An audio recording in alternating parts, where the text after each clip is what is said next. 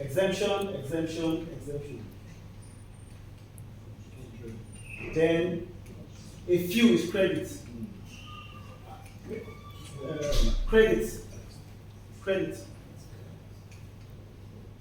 I think the direct control is better. Yeah, just help me.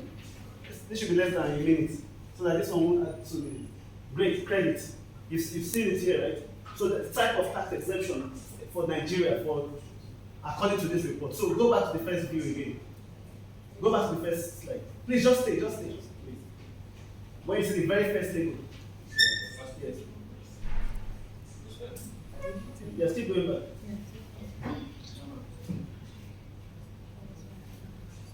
The first table, page 3 of page.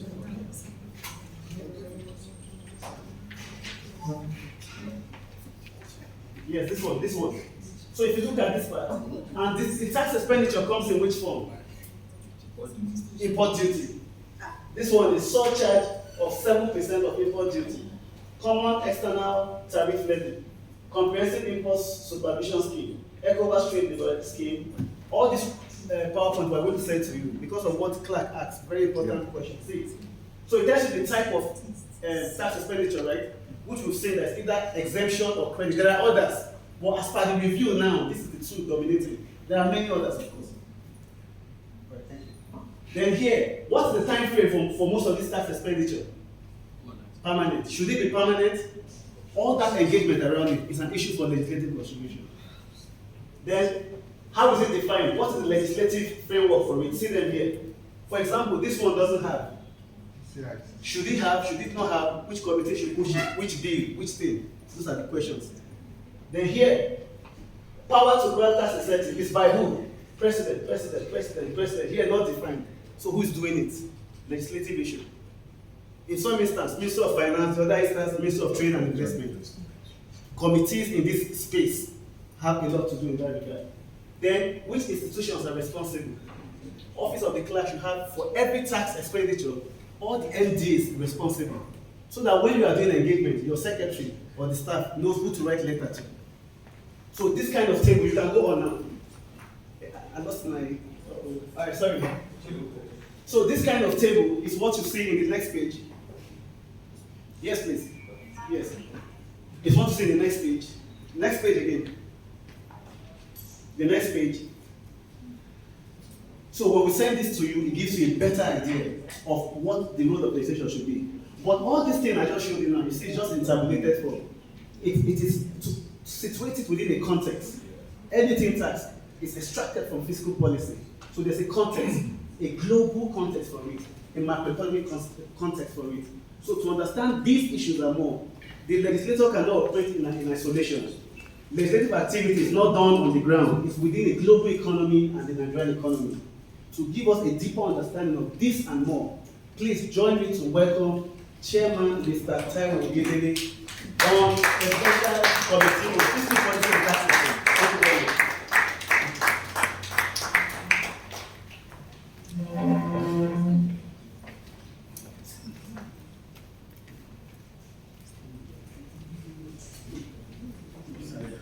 Good afternoon, honorable members. Thank you to CISLAC and the National Institute for Democratic and Legislative Studies for inviting me. My name is Taiwo Ogedele. I'm the chair of the Presidential Committee on Fiscal Policy and Tax Reform. So it's a pleasure to be here. So I know that time is of the essence. So what I want to discuss with you that has been assigned to me is understanding the role of legislators in tax governance in Nigeria. So the outline I have is first to start with our present reality. I think we need to know where we are so we can know the journey ahead. Also, sometimes you need to look back so you can look forward. How did we get here? Some learnings from that. What we need to do now and how we plan to do them. Then the outcome that we expect and the role of legislators in all of this, and then I'll close. So our present reality is that we are not where we would like to be as a country. Our economic growth is very slow. Our inflation is very high. Our inflation is, people can argue that this is a global issue, it's not Nigeria alone. But why is our inflation more than 3 times the global average? So it means that there's something we're not doing well. Especially if you remember every time that we printed a lot of money that we spent. It's almost like, you printed over 20 trillion, and then we're also surprised that inflation is high and exchange rate is not stable. Those are just basic economics. We have a high unemployment rate, even with the recalculation by the MBS. They use global methodology, it says it's 4.1. But that 4.1 is just a reminder that we have people who are working hard and they're living in poverty. Because poverty has not reduced, even though we say unemployment rate has gone down. So there's a lot of work for us to do, including our lawmakers. Government revenue is low, and so we borrow a lot. So public debt is high. And the cost of servicing those debts are even higher. If I wear my hat as an economist, I'll say that a country does not even have to pay back its debt ever. So a country, as a sovereign, can borrow and not pay back for 1,000 years. So like 1,000 is just for me to put a time to it. You never have to pay back your debt. So what's most important for a country is when you borrow, you ask yourself, what am I using the money for? And what is the cost of borrowing it? So what's actually most important to a country is the cost of financing your borrowing. So if we are spending 96% of revenue at the federal government level, we don't need a prophet or an economist to tell us that that is not sustainable. And we need to do something about it. Investment into our country is declining very fast. Even the latest report that was released by the Bureau of Statistics doesn't show that investment is coming in.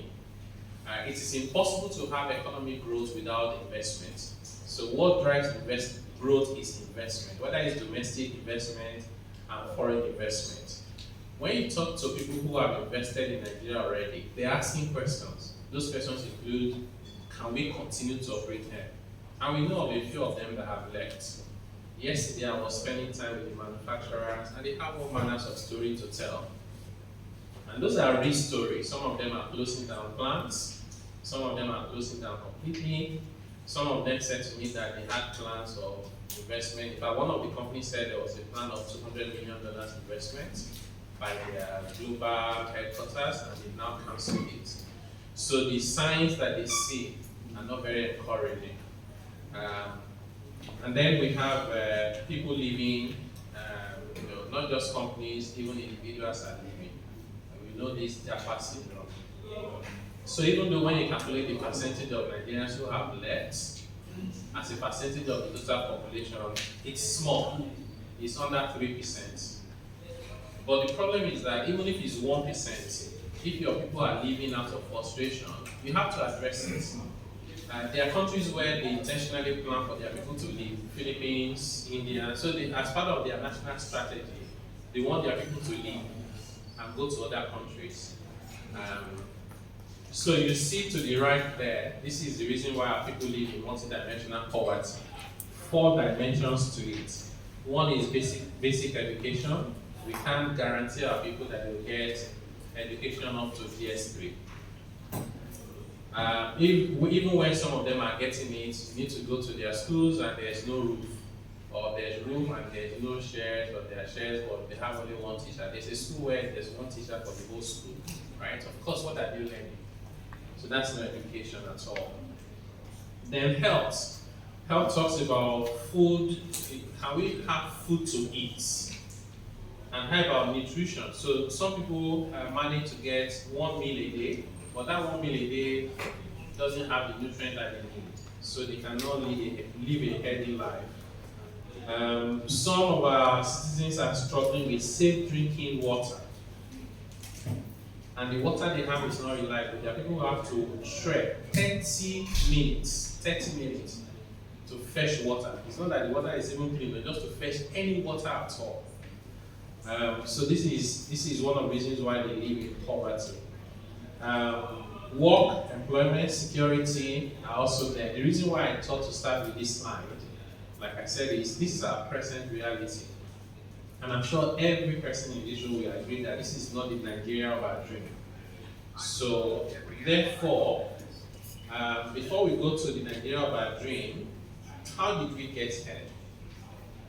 So one of the interrogations I've done myself over the years, and also in my current role, is to say, why is it that Nigeria is unable to generate sufficient revenue to take care of ourselves?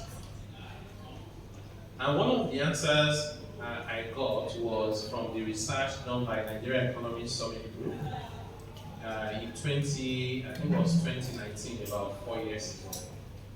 So they did a national study asking Nigerians across the whole country.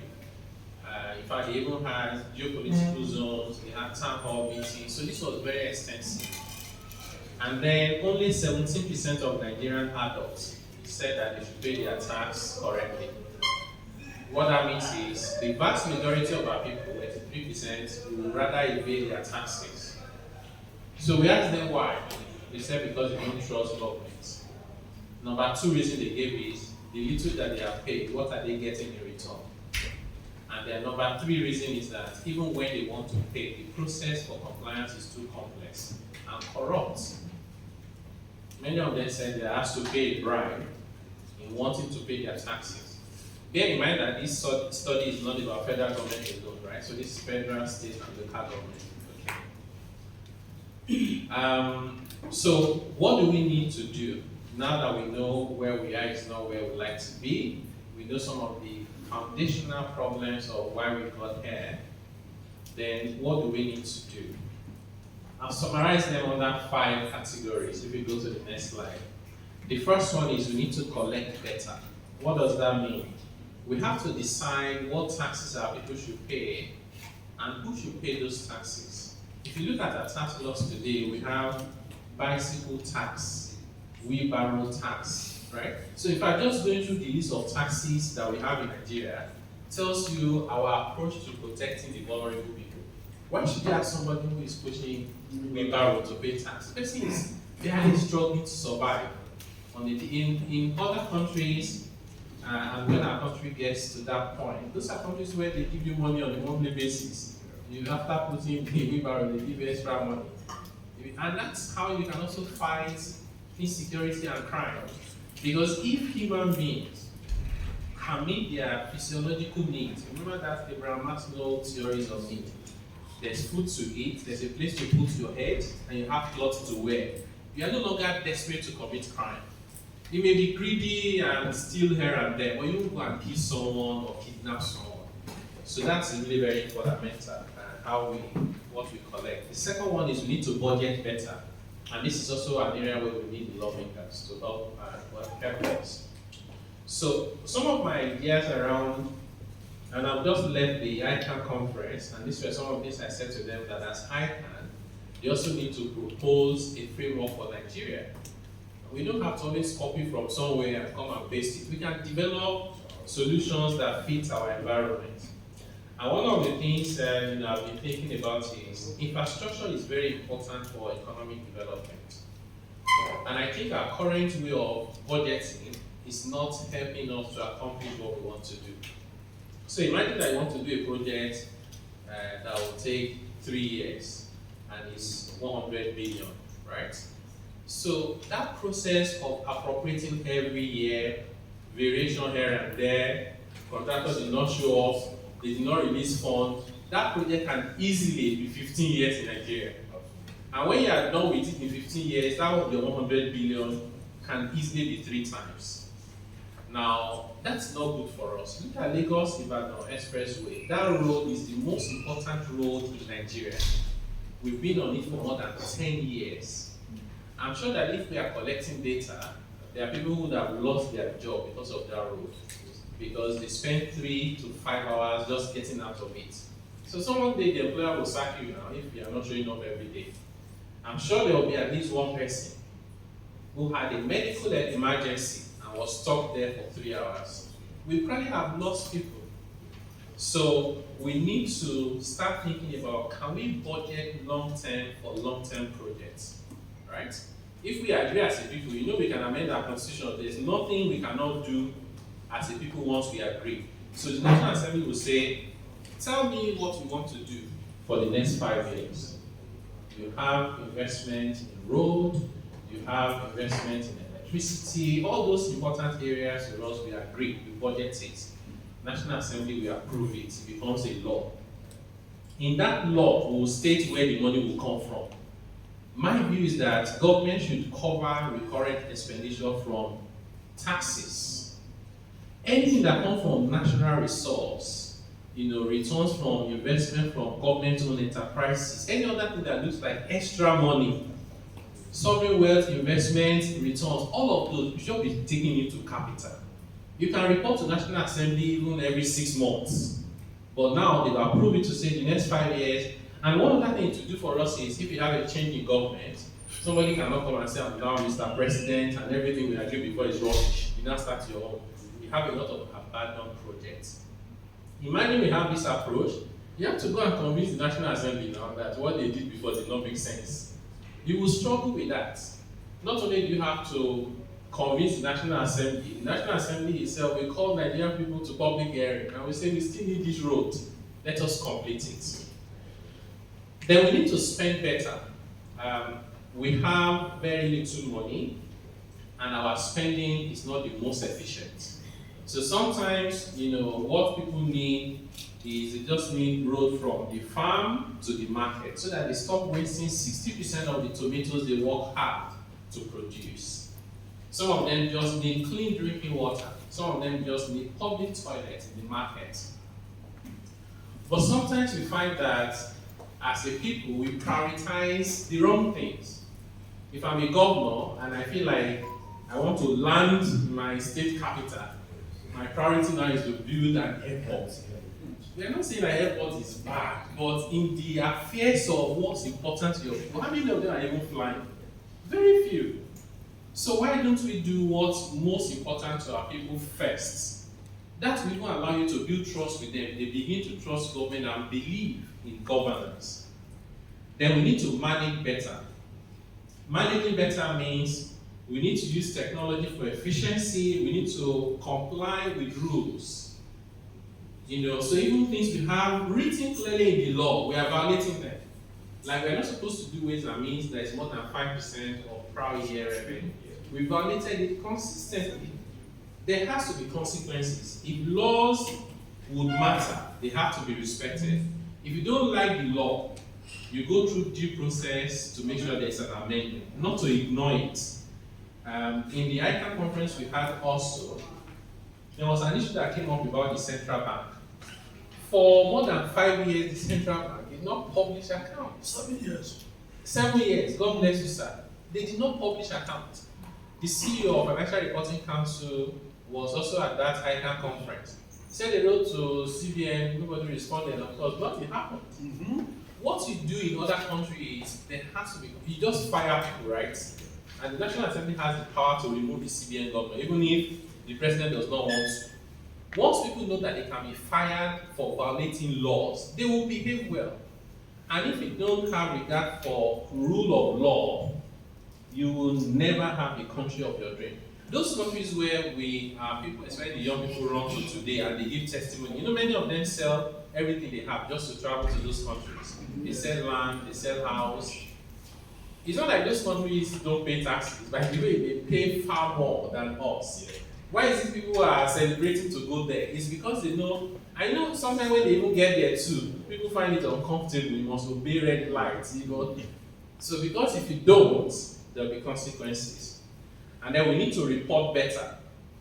It is not, when you are holding a public office and you are managing public resources, it is not sufficient to be transparent. You must be seen to be transparent. And for you to be seen to be transparent, you must be accountable, you must explain what you do and how you're doing them. So this is one of the reasons why in that study I told you before, many Nigerians don't want to pay their taxes because they said they do not trust government. And when we said, why don't you trust government? Of course, the answer was obvious. We don't know what they're doing with our money. So, how do we plan to address these problems? So, Mr. President set up this presidential committee and gave us this very wide mandate. And what we quickly realized is that this is not a federal government problem. This is a national problem. So we have intentionally approached the governors under the platform of NEC. And we said to them, please adopt us. We're also your committee. Because these issues we are trying to address affect our people. And people really don't care whether the problem is from local government or state or federal. They just know their life is difficult. So you have to solve all the problems at all levels of government for the Nigerian people to feel proud to be Nigerian. So we have three broad pillars. One is fiscal governance. Fiscal governance means how do we spend the money that we generate? How do we ensure there's coordination between government policies, monetary policy here, revenue policy here, fiscal policy there, trade policy, industrial policy, labor policy? All those things have to align. If we are pulling in different directions, we reduce our effectiveness. So we have to work together as one team. And also respecting those, debt to GDP ratio, deficit to GDP ratio, amounts you can borrow from CBN by way of ways and means, all those things have to be respected. So we're looking at them again. And we're asking ourselves, are these thresholds even reasonable as of today? If the problem is the threshold, we recommend to the National Assembly to help us amend the laws.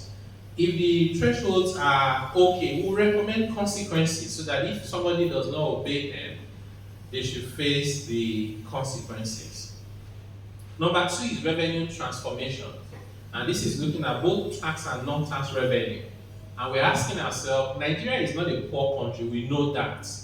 We're blessed with natural resources, and we're also blessed with human capital. Some of the people that are doing well around the world today are Nigerians. But we don't allow them to thrive as much when they stay back at home.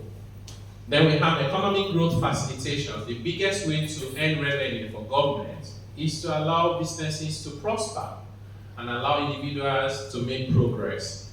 About 2 or 3 years ago, Elon Musk tweeted, that was before he bought Twitter, he tweeted that his personal income tax was $11 billion. I couldn't help myself but convert to Naira. When I finished converting to Naira, I decided to compare with the amount of personal income tax we have collected in Nigeria. Not with your phone. Yes, sir. You know what I got? What Elon Musk alone paid was the equivalent of 4 years personal income tax we collected in Nigeria across the 36 states and FCT. Right? Now, you think Elon Musk paid that because he loves America? By the way, he's South African. Why did he not pay it to South Africa? Yeah, it's because he found the platform to prosper in the US. He made US his home. He made prosperity, and government says, out of your prosperity, please share with us. He had no choice but to pay. So our biggest way to earn revenue is to make prosperity common. So in doing this in the committee, we broke it into 5 subcommittees: fiscal management, revenue administration, tax policy review, tax law reform. Our plan is to rewrite all the tax laws. We think that, I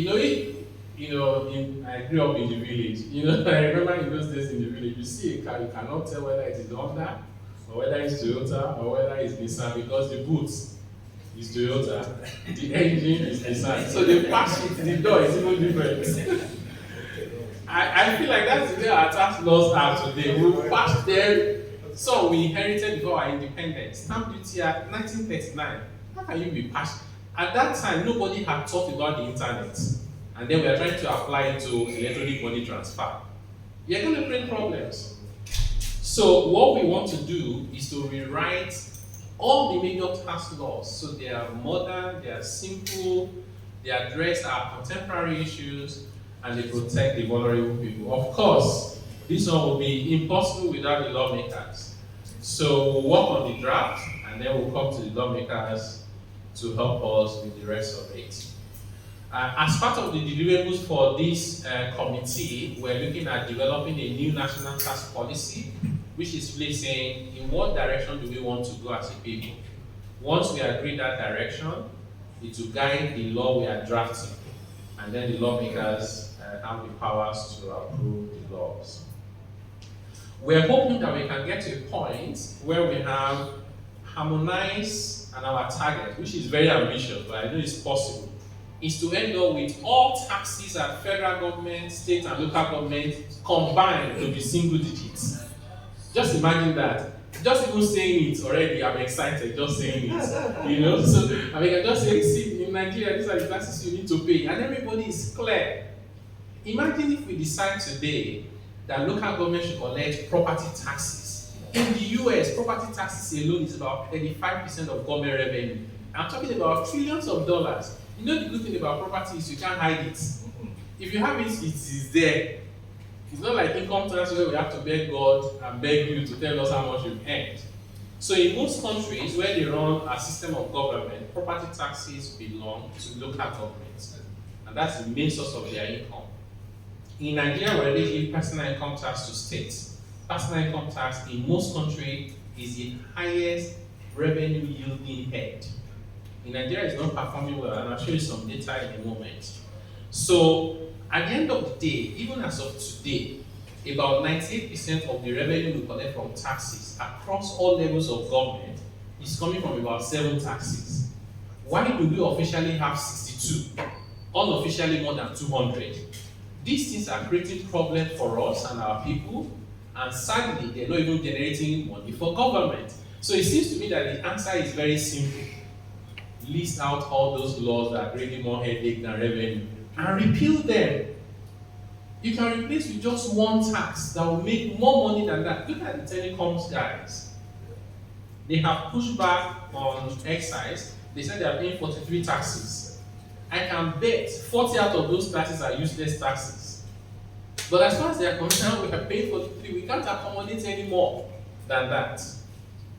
So as part of what we are doing as well, we thought it would be good to create what we call the Office of the Tax Ombudsman. So just imagine for a moment today that you are a poor person who is honest in Nigeria, and you are trying to do your business. It's very unlikely that you understand all these trenches we have been saying since. You don't need to. You don't need to be an accountant, a lawyer, a professor to live as a Nigerian citizen. You're just a honest person, you have 100,000 and you're doing your business. Somebody shows up one day, maybe you have 1 or 2 staff, they say, "Okay, you're in government 2 billion and you have not paid PAYE since." They say, even VAT, you are not registered for it. Before you finish, I say you have not paid stamp duty. And all those things they are saying, you don't even understand what they are saying. Now, you have no means to hire a professional, and you cannot defend yourself. This is the worst situation any human being can be in. What will happen is you start begging them, "Please, help me. I have not paid school fees. I borrowed this money," right? And the person will say, "Madam, okay, instead of 2 million, you can bring 200. You now thank them on top of 200,000. Maybe you shouldn't have paid. What is missing in Nigeria is government itself must create that opportunity for the vulnerable people to be protected. It's the Office of Tax Ombudsman. So when those happen, for no charge to you, that office will take care of you. If you are wrong, they'll tell you you are wrong, go and pay your tax. But if you are right, nobody will force you to pay taxes, which in most cases is a form of extortion. We also plan to do a tax amnesty. We think that there are so many people who have money to pay, or they are owing the country and they haven't paid. We'll give them the opportunity to pay and then start doing the right thing going forward. I always say, my analogy is that in the tax net in Nigeria, you have more poor people inside the net than the rich people. And I'm not making this up. When we did VATE a few years back, the vice president was acting as the president at the time. They said 96% of the revenue collected in all the states from personal income tax was from PAYE. Rich people don't pay PAYE. They don't even earn salaries. If you go to other countries, you find that the bulk of the money you make is from the top 1%. The top 1% does not earn PAYE. they do direct assessment. They are called the high net worth individuals, right? So we seem to be placing the burden on our poorest people. Now, what outcomes do we expect from all of this exercise? We expect that there will be fiscal equity, will be fair to our people. If you are too poor, you should be protected. That's why countries have threshold. In the UK today, if you earn about up to £13,000 a year, you are exempted from personal income tax completely.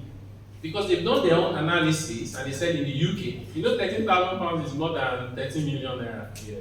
But for them, that's the amount you need to survive. And they said, don't pay tax on it. In fact, Brazil just reviewed their own threshold. I converted to naira, it's 400,000 per month. Brazil says, by the way, Brazil is not like a very rich country. They're even comparing it to us. Yeah. They say if you earn 400,000 naira in a month, don't pay personal income tax. There has to be a reason why even countries in Africa are doing it. Nigeria is stuck with 30,000 naira per month. What can you do with 30,000 naira per month? That's the amount that we exempt from personal income tax. Anybody who is honest will find life impossible with 1,000, even if you are not married. Before you cover transportation, food when you go to work, pay rent, and you buy, even if you don't have a generator and electricity, you buy candle. Whatever it is that you cannot survive honestly on 30,000 naira a month. That's our reality. So as part of the laws we are trying to rewrite for the lawmakers to approve, we are doing calculation of what do you need to live a decent life. And that's the amount we will propose. We also want to have an increase in our tax to GDP ratio so that we have money to take care of ourselves and stop printing naira. If you continue to print naira, the end is predictable. It's Venezuela, it's Zimbabwe. That's not what we want for our country. This fuel subsidy removal has brought a lot of pain to Nigerian people. But to be honest, it's one of the best decisions we have made in the past 10 years. I didn't even realize how bad this situation was until I got into my new role. You know, all I thought was that NNPC was using the money they were making selling our crude to do subsidy. When that wasn't enough, they went into tax. The tax they should pay to federation account, they used it for subsidy. That was not enough. You know what they started doing? NNPC started using the crude that we had not produced to subsidize. Just think about that for a moment. You start using your future production to subsidize today. If that future production finishes, the country will just go down. You get to a point where you hold the money and you don't find petrol to buy. It was scary. So after removing the subsidy now, and there's a question again whether it has come back, right? After removing the subsidy, NFP say they are filling the hole that has been created before. So which is one of the reasons why Nigerians can't feel the positive impact immediately. Because there are holes. They said it was 2.8 trillion naira. They are filling it. So you have to fill it up first before you start seeing something coming up. But I also think that government needs to do more to make sure that the most vulnerable people are able to cope at this time because things are hard. That's the reality. We want to simplify the tax system so that even when you need to pay, that process is very easy and seamless. I always say to myself that if you want to buy, if you are hungry and you want to buy food, whether you are buying from Mama Poots or a posh restaurant like this, you know, the process of paying and getting the meal is simple. And that's something for which you are getting value. Why should the process of paying tax, where I get no direct benefit, be more difficult than buying food? We need to make it so easy that even when you are reluctantly paying, it's either just pay sharp. I should not use the process to discourage you, so I can go and bring head, go and bring leg, fill this form. What's your birthday? Last year, did you pay? The person will go back and say, let heaven fall, I'm not paying. Or they start negotiating and start settling themselves, so the money goes into private pockets and the government is broke. So if you go to the next slide, And this is the reason why I'm very confident that we can deliver on this our ambitious plan of a single-digit number of taxes across levels of government. This is the last fiscal year, 2022. Look at South Africa. South Africa collected the equivalent of 78 trillion naira from taxes alone. 78 trillion. And the data is there, and in fact, their website, if you go there, you see this thing I just put here now. And South Africa Nigeria collected in that same year, just a little over 50, let's even say 16 trillion naira. All taxes, all 36 states, FCT, federal, customs, everybody, 16 trillion. South Africa is less than 1/3 of our population, and statistically, their economy is smaller than our economy. And then I even said to myself that, let's say Nigeria is 200 million people, South Africa is 60 million. If we exempt the bottom 140 million people in Nigeria and take the top 60 million people in Nigeria, I'm very sure that the top 60 million people in Nigeria, on the average, are richer than the 60 million population of South Africa. But they also have a lot of poverty as well and high unemployment. Individually, from personal income tax, from value-added tax, from company income tax, South Africa collected more than our entire collection from each of those taxes. So therefore, my view is that we do not need many taxes to collect optimal revenue. So if you move on, this data is when I started asking myself, why is it that people are happy to go to countries where they know they will pay 60% personal income tax, and they are still happy to go there? You go to Sweden today, Denmark, or Finland, those guys' personal income tax far more than 50%. And then we here in Nigeria, even if you earn 100 million naira per month, you never hit 20%. The top tax rate in the law is 24%, don't get me wrong. But that 24% is after we've given you 20% relief allowance, 200,000 non-taxable this and that. You know, as an accountant, you calculate effective. So the marginal rate, the highest you can pay in tax as a ratio of your income in Nigeria is about 19%. So why would I gladly leave 19% in Nigeria and go to Finland and pay 60%? It is because the problem is not the tax. The problem it is what you use the tax money for. I then decided to do this analysis. Look at what I found out. Finland and Denmark have the highest tax to GDP ratio in the world. I said, how are they spending it? Let's look at their public expenditure to GDP ratio. They are also spending the most for their people.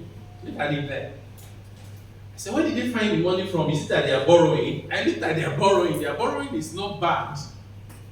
And I said, are their people happy? It turns out, the happiest people on earth, as of the time they did this, were these people who were paying the highest taxes. Of course, it would be wrong to conclude that the higher your tax, the happier you are, right? So the only rational conclusion is that the more your government spend to take care of you, the happier you are, regardless of the tax rates. That's my own conclusion. So, and I think that we can get there if we all want to do it. So, I'll conclude by talking to this slide. So, this slide is the most important conversation today, which is the essence of this my presentation. That is the role of our lawmakers. And I decided to put them under the three broad headings of what our lawmakers are required to do by the Constitution. One is they represent us.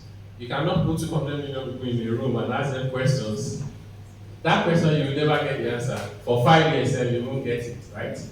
So, in the wisdom of the people, they have elected their representatives to speak on their behalf. And you remember, one of the core principles around taxation was established many years ago, all the way from the US, about there can be no taxation without representation. That's very strategic. So what that means is, Our lawmakers are representing us, and therefore they have to ensure that the tax system works for the people. Taxation is at the heart of the social contract, where the people collectively give their powers to their leaders. And they say, take care of us. And they say, but where are we going to find the money? They say, don't worry, we also give you the money, and that's called tax. So you give your powers to your leaders, and you give your money to them by way of taxes, under a contract that they should look after you. That contract today is failing, and we have to revisit it. Our lawmakers need to have legislative policy on revenue. You know that policy is for the executive, but there's also legislative policy, which means the National Assembly will say this is how we expect that revenue matter should work. It doesn't matter what the executive has done. When they come to you, you can say go back. That's not what we want, because what we want is based on the representation. This is what our people have said to us. And based on what they have said to us, we have created a framework. For example, you should not have to pay tax on wheelbarrow. Another one is participation by the people and the use of data for decision. Many times, we make decisions based on our emotions. Sometimes, based on the way we see the world using our lenses. If I have 4 friends, and those 4 friends have issues with stamp duties, I'll go and say, by the way, can we enact a law on stamp duties? So we should not be doing that. We should use data for our decision making. And I'll give you one practical example. If you talk about fuel subsidy removal today, and the intervention that government should introduce, majority of people will tell you that poor people in rural areas. And I will disagree. You know why I will disagree? Because the data does not support that. And I grew up in the village, and when I say village, proper village, my village is called the Karamakoko, in case you want to, even today, it's still a very, very rural village. Not like them. In the days I was growing up, you can imagine how it looked like. There was only one road that passed through my village. We counted the number of cars every day. When the car is passing, we will run to the road to see the car and wave. I'm not joking. So they were mostly, that's why I got this idea of, you can't see whether the car is Honda or Bodo. Right? This was there because we saw it. So those people will go and carry people, then carry them back. So one car will pass like once in 4 hours.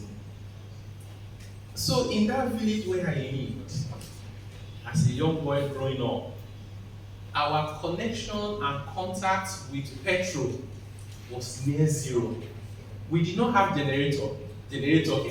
TV was black and white, and it was the entire village, maybe like 4. When they do those Yoruba plays, I remember one was called Olowaye. He would do incantation. I still remember the song as a young boy. All of us will go, and then the room will be filled up. So those of us who are young people, you'll be in the windows. We hang on the windows to watch them. So where will we find generators? We had electricity, but in most households, they had 2 bulbs. One bulb in front of the house, one at the center of the compound. When you enter inside your room, it's Okusho. You know what Okusho is? God bless you, sir. We trekked to the farm, and trekked to school, and we trekked to the market, and that was it.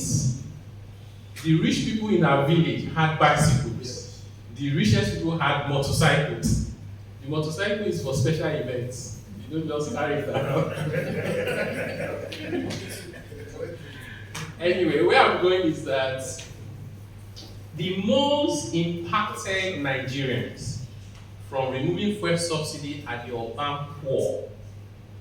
The urban, in the village, as poor as we were, we lived in a house. It could have been mud, but it doesn't matter. You put mud, you put leaf of palm leaf on top, but you sleep there and you wake up, you're not paying rent. 90% of the food we ate, we produced it in the farm, right? So in other words, if you're a poor person in a town or city, just imagine a poor person in Abuja. And then they have one employment where they have to enter transport to go to work, they have to pay rent, they have to buy food. Life is almost impossible for them. So by using data, you can address your problems in the most impactful manner. Another one here is that we think that it would be good for the National Assembly to consider having a dedicated committee on tax, like a tax committee of the House of Representatives. They've also invited me for the retreat for the Senate. I also plan to recommend this to them. And we're happy to develop the concept around it for the consideration of our lawmakers. So the second bucket is lawmaking. You know, lawmakers do representation, they do lawmaking, they do oversight. So under lawmaking, I think that we cannot shy away from amending our constitution. And my Oga asked the question, you know, just while I was seated here in the previous presentation, how about VAT? You know what happened with that VAT is, we used to have sales tax that states collected. Then under the military, they decided that VAT was better. They introduced VAT in 1993 and convinced the state to stop collecting sales tax. And they said, this VAT is still your tax, so, but we'll help you collect it. And we'll share it to you guys. But we'll take cost of collection. You know that 15% that the federal government is collecting today, the original intention was to be the cost of collection. 15% will be retained by federal government for collecting it on behalf of the states, and then they will now share it to state and local government. That was the original idea. Now, 1993 predates 1999. But when we were writing the 1999 Constitution, you know it was the military that wrote it for us, if you want to be honest. They copied 1979 Constitution. In 1979, there was no VAT. So when they were copying it in 1999, they did not remember VAT, even though we had already introduced it in 1993. Otherwise, how would you forget almost the most important tax you have? If you go to our constitution today, there's no VAT anywhere. So lawyers will now remind us that if something is not stated specifically, then it's residual. And if it's residual, it's for local government or maybe states. I know that that was not the intention. My personal belief is that VAT is 100% the tax of states. But I do not think that states should collect it themselves. Because the way the world is today is that if you allow every state to start collecting VAT, will create more problems for our businesses. Many businesses cut across states. For many of them are international and they are not even big. They are small businesses. They go on their phone and they are ordering something from abroad. The VAT is collected by custom at the port. So you cannot ask 36 states to go and stand at the port. We don't even have 36 states at the port. We are struggling. My view is that VAT should be collected centrally. We should collect data about economic activities leading to those VAT revenue from every state and use that data to share the revenue. One of the things I said to Lagos State, because Lagos State will tell you that they have generated the most VAT, I said that may not exactly be correct. And I call it the headquarters effect. Headquarters effect means, look at the GSM companies, all of them, the headquarters is in Lagos. When you make call in this Abuja now, or Kano, or Kaduna, or Ekiti, MTN will go and remit the VAT in Lagos. But the activity did not happen in Lagos. You made the call here, this is where you live, this is where the activity happened. So, but if we ask the telecom companies to tell us, let's say their revenue is 1 trillion. If you tell MTN, tell me where the 1 trillion came, they can tell you, in fact, to the nearest mass. When I collect that data, if 1% of it came from Ekiti State, give 1% of 1 trillion to Ekiti State. That, in my view, is what I call fairness. So that would also take away this argument of some states don't allow alcohol, they are sharing the money. It will be unnecessary because the economic activity will decide what to collect. So we need to amend the constitution, in my view, to look at that. We also need to have revenue courts. We have cases about tax disputes, and they are there for 15 years. So if somebody was owing Nigeria, just think about it, somebody was owing Nigeria $10 million 15 years ago, and you're still trying to find out in the court today, that money has lost value completely. So we need revenue court that can focus on revenue matters, including taxation. One for federal, just like you have the courts, and then you have for the states. We need tax law reform. We need to deal with multiple taxes and earmark taxes. Now, one of the areas where I've been most frustrated in my career as a professional in this space in Nigeria has been multiple taxes and earmark taxes. Every time we think about a problem, we put tax to it.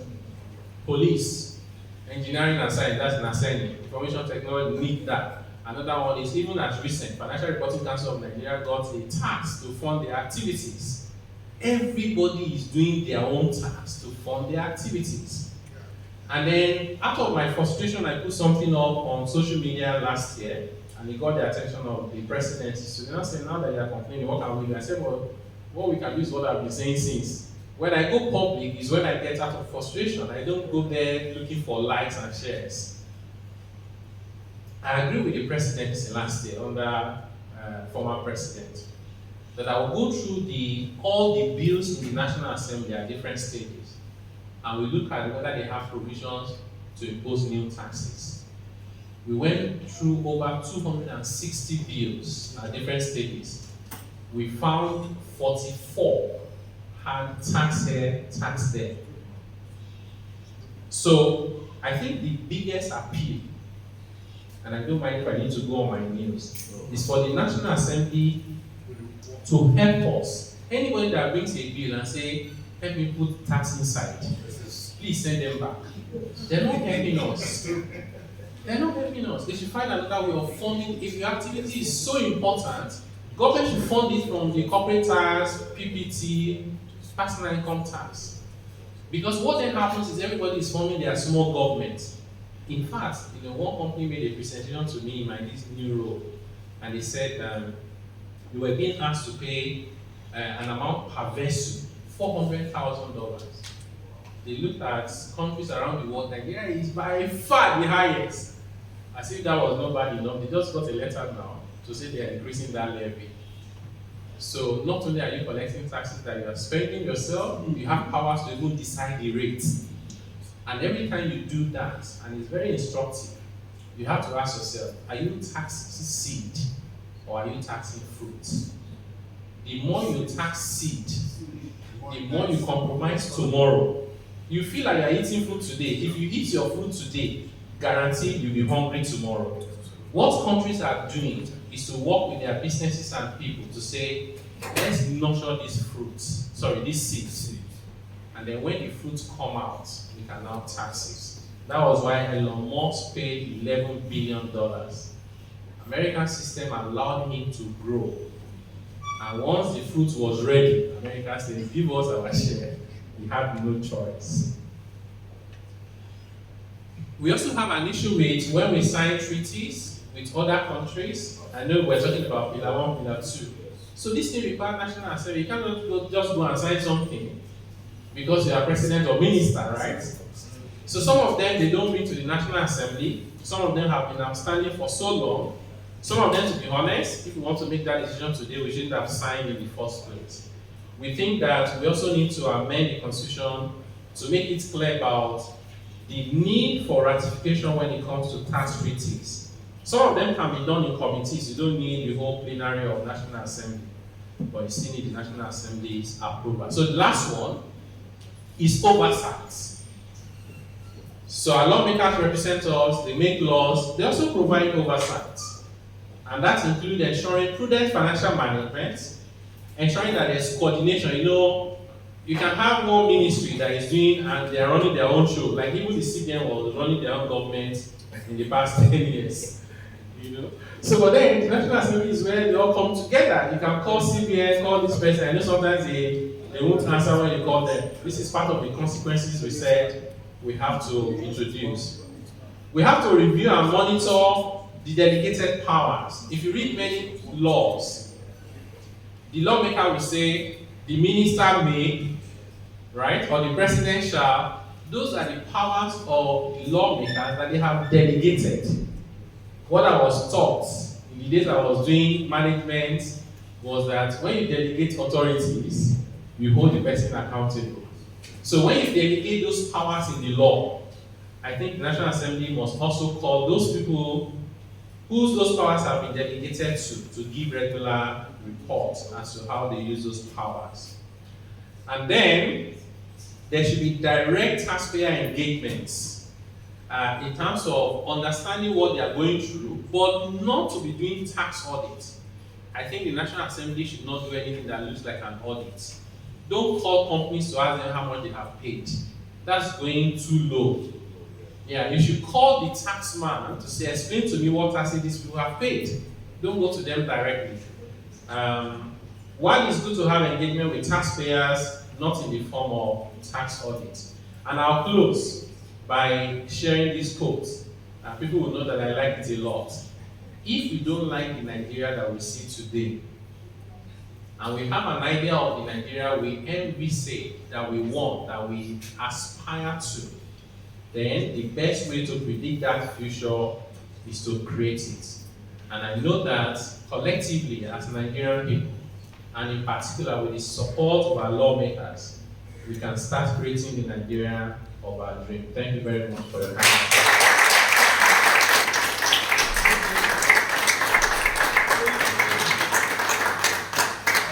Yeah, I think you deserve that applause.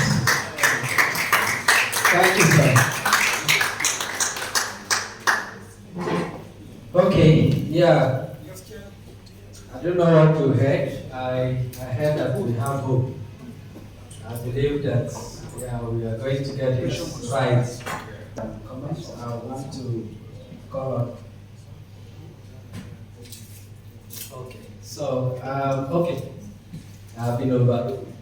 So, yeah, questions, comments, clarifications. Yeah, my name is Gode Iwebuke Daniel. I served in the office of Auditor General for 35 good years. I want to thank you very much for your paper and the way you presented it. I have an issue. The issue is that the accountability of this revenue that comes in. Why I told you that, yes, to inform you that I sat at 5 years, I've been trying to look for you, and I thank God I saw you here.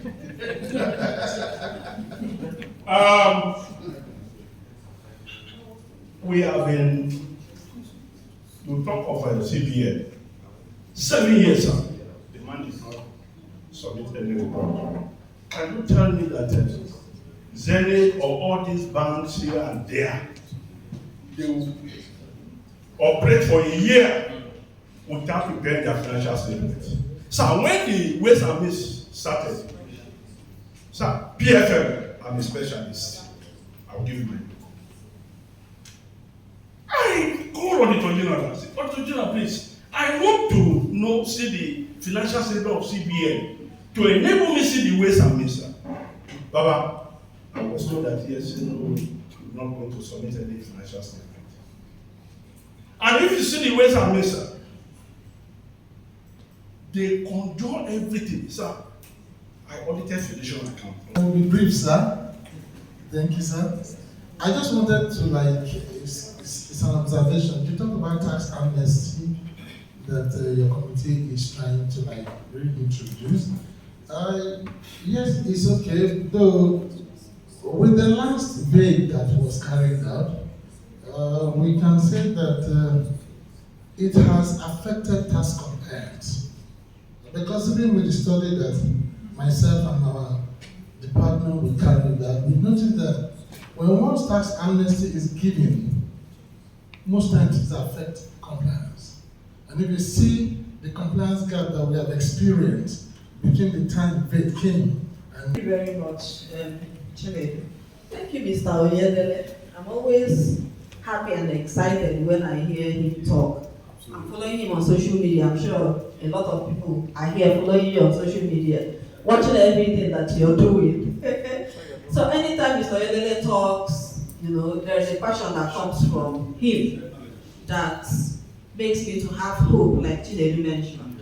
Two key things that he usually brings in his talk: equity and protecting the vulnerable. And that is one of the main reasons that we are here. how do we protect the vulnerable groups within our country, vulnerable populations. And I'm happy that the committee is, making that a central theme of the work of the committee. While we are generating revenue, we should not forget that we have vulnerable in society. Okay, so he made some key recommendations that I talked to now. So that brings us to Mr. Eden.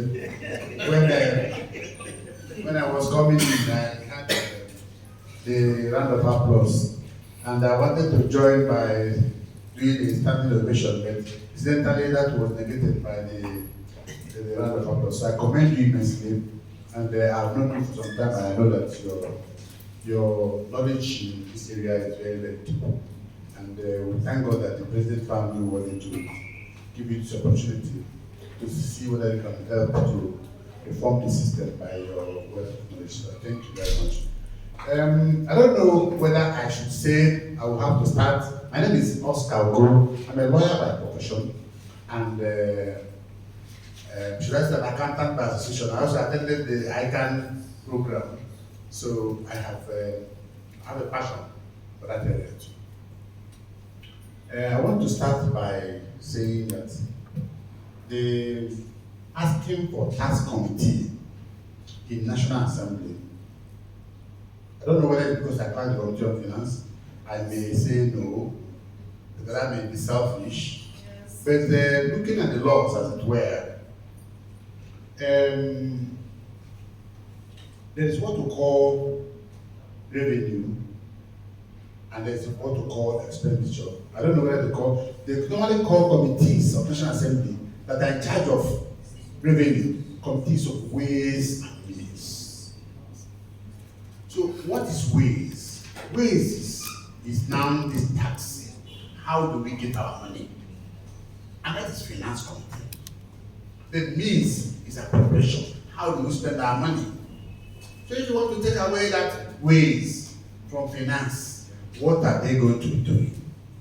Maybe I'm selfish about it because I told my Oga that I will resist this one. Because I've protected me before time.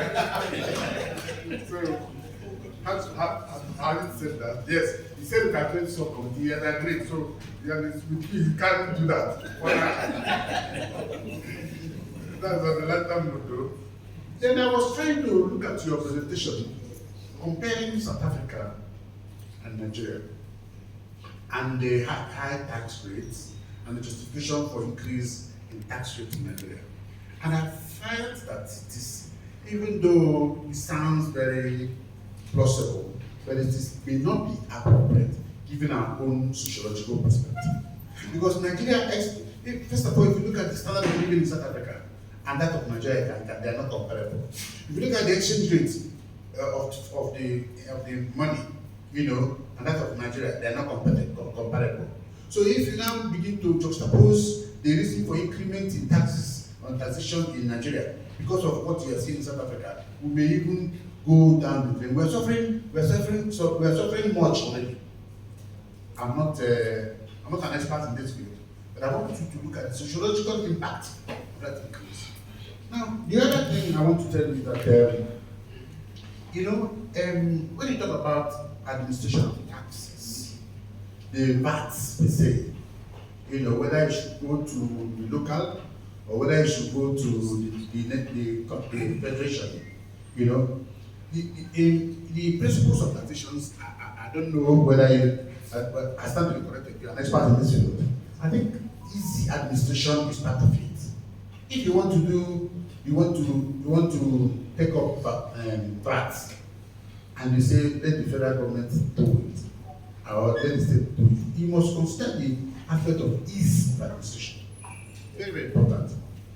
Now, the last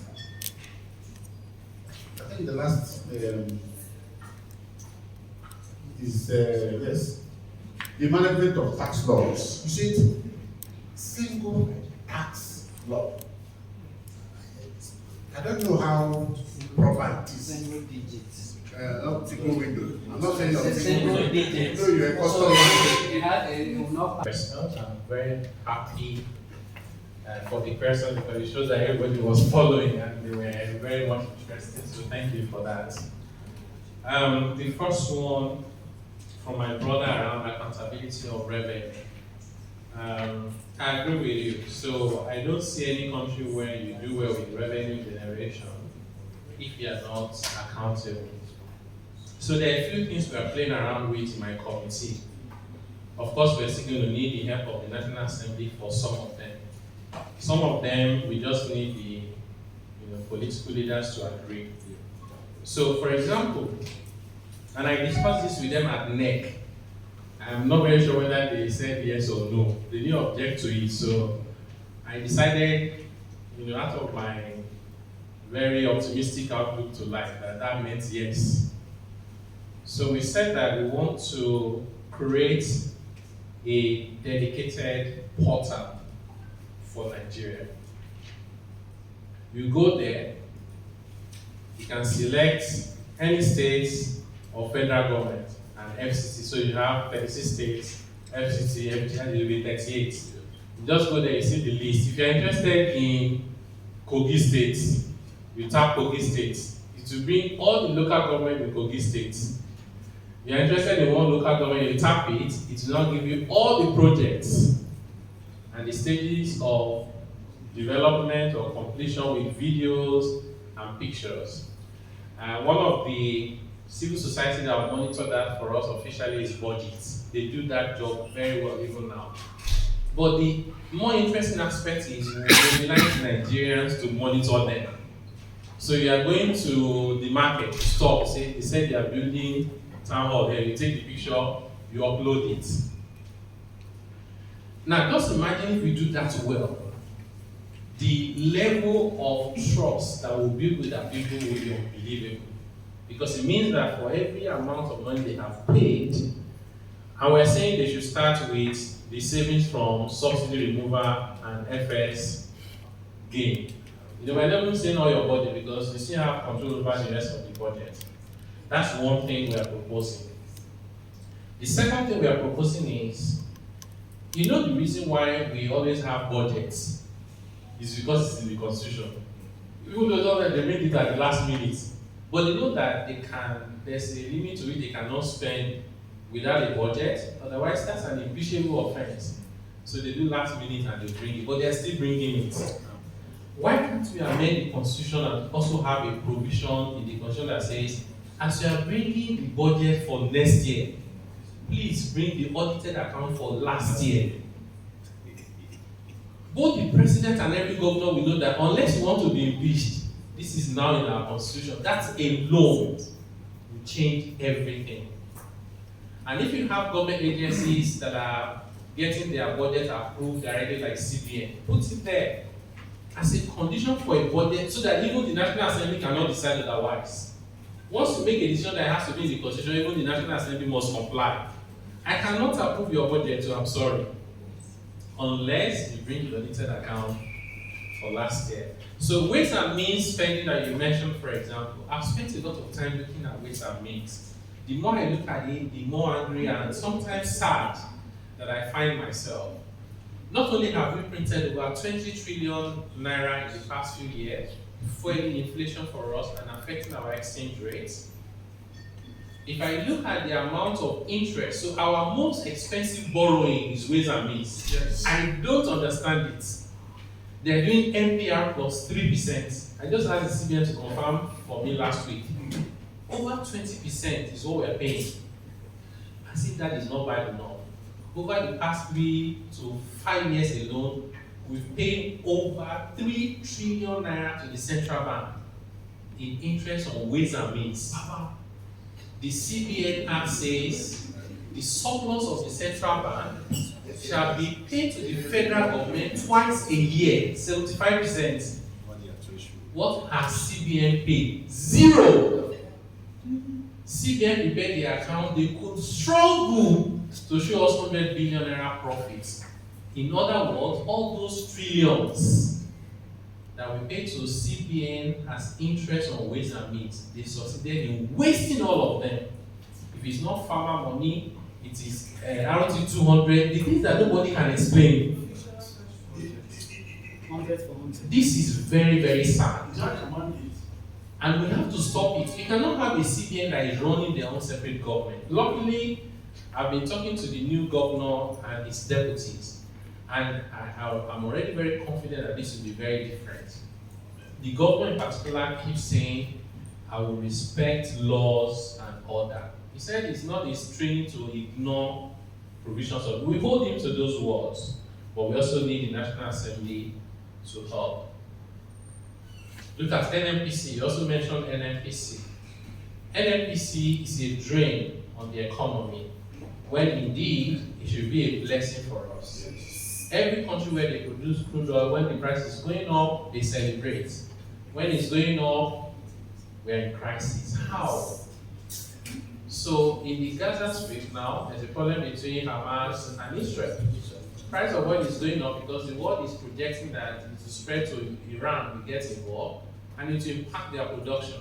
We are scared in Nigeria, even though we produce oil. We should be $15 now.